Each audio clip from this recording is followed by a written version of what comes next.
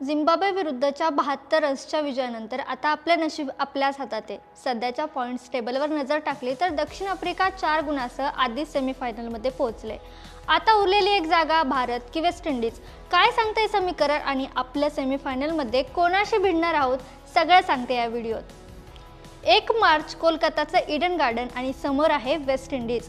समीकरण सरळ आहे, जिंका आणि सेमीफायनल गाठा। ही फक्त साधी मॅच नाही तर 2016च्या सेमीफायनलच्या त्या मॅचचा बदला घेण्याची वेळ आहे। तेव्हा त्यांनी आपल्याला हरवलं होतं, आता आपली वेळ आहे। आपण रविवारी वेस्ट इंडिजला हरवलं तर अधिकृतपणे सेमीफायनलमध्ये प्रवेश आपण करू, पण दक्षिण आफ्रिकेचा नेट रन रेट खूप जास्त असल्यामुळे भारतीय संघ आपल्या ग्रुपमध्ये दुसऱ्या क्रमांकावर राहण्याची शक्यता आहे। आयसीसीच्या नियमानुसार एका ग्रुपमधील दुसऱ्या क्रमांकाचा संघ दुसऱ्या ग्रुपमधील पहिल्या क्रमांकाच्या संघाशी भिडतो आणि सध्याच्या स्थितीनुसार इंग्लंड त्यांच्या ग्रुपमध्ये अव्वल राहण्याची शक्यता आहे।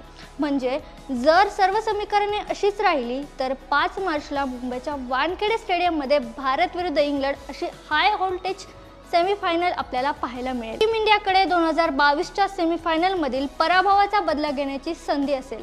तुम्हाला काय वाटतं याविषयी कमेंटमध्ये सांगायला विसरू नका आणि अशाच नवनवीन क्रिकेट व्हिडिओसाठी सकाळ स्पोर्टला सबस्क्राइब करायला देखील विसरू नका।